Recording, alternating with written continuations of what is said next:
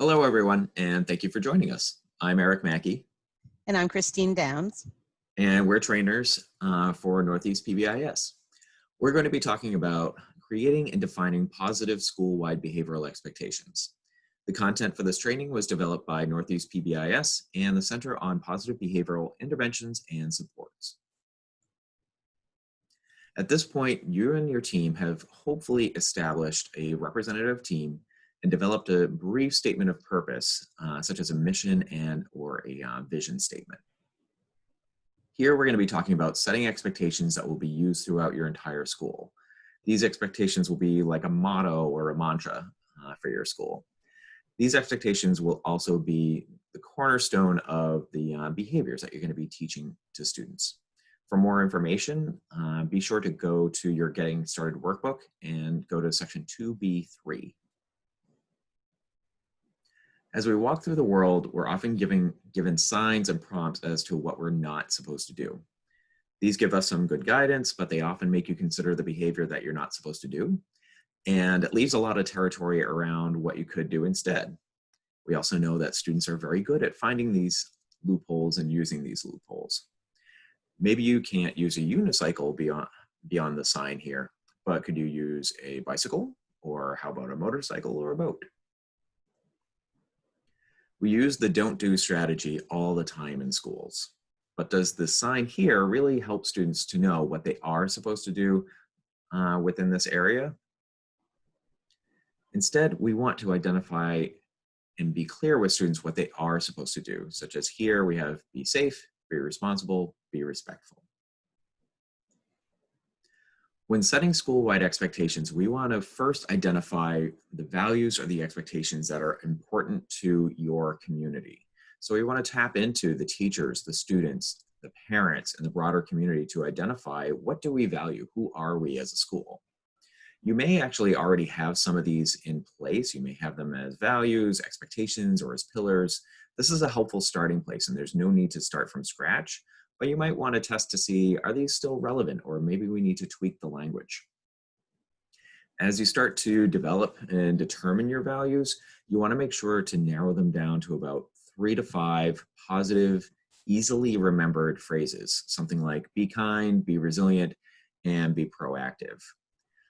These values should easily translate into academic skills. Christine, anything that you would add here?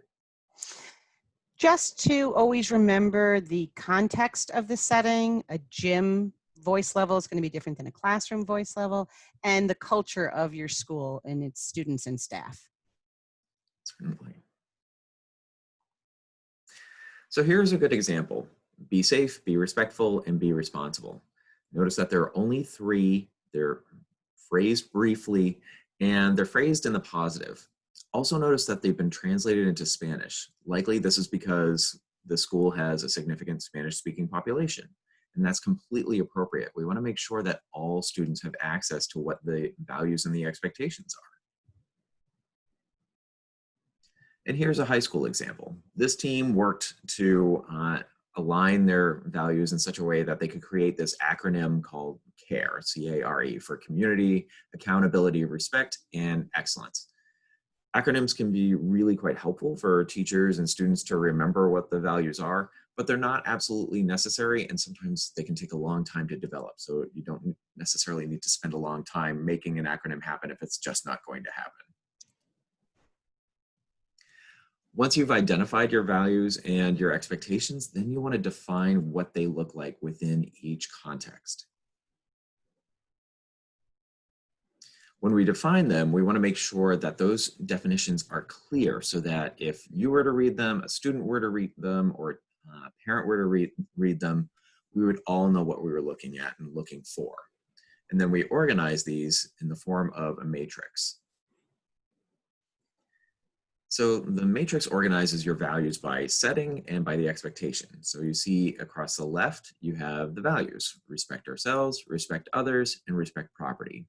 Across the top, you have the settings, such as hallways, playgrounds, cafeteria, etc.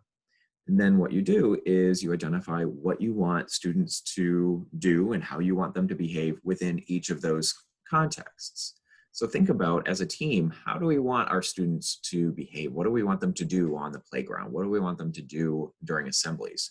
And then organize those behaviors by the expectations. Christine, anything you would add?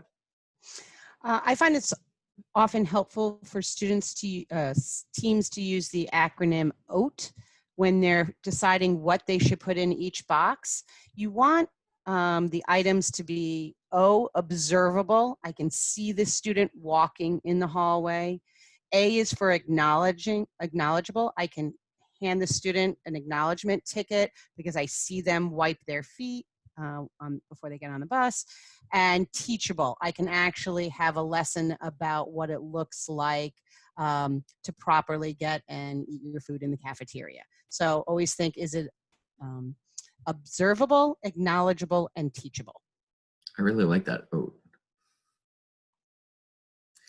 and here's a high school example. Once you come up with a draft of your expectations and of your matrix, be sure to seek feedback from your school community, including your teachers, the students, and the guardians. This helps you to make sure that your expectations are relevant to your school and they're culturally relevant. It also helps to garner buy-in from everybody once you finally roll these out. Once you finalize them, be sure to create posters and signage to act as reminders for how to act within those particular contexts. Eric, would you recommend putting this entire matrix up as a poster in the various rooms or That's a great individual? question, and I get that. I get that a lot. I would not recommend putting the entire poster up in each context, just because it's a lot to read and it's supposed to act as a quick reminder. So I would recommend, and I can show you an example here. I would recommend creating posters and keeping it to just the expectations for that particular area. So for hallways, just have the hallway expectation. For the bathroom, just have the bathroom expectations. For football games, just have the football game expectations, and so forth. That just keeps it as a quick prompt for students, staff, and for guests. Mm-hmm. And get creative with where and how you post them. You can use your school website, you can use computer wallpaper, you can use hallways, wherever you can promote your expectations. Okay, so now it's time to get together with your team and begin creating your expectations or embellishing upon what you already have in your school, because we don't want you to reinvent the wheel. You and your team can start by reviewing the guidelines in section 2B3 of your Getting Started workbook and develop a draft matrix, which you can then build upon through all the locations of your building. And anything you don't finish, you're going to want to add those items to your action plan, such as getting feedback from your school community, teachers, parents, students, and creating and hanging those posters. So if you need any more information, you can check on the PBIS.org website, anypbis.org, or contact your trainer. Thanks. Thank you.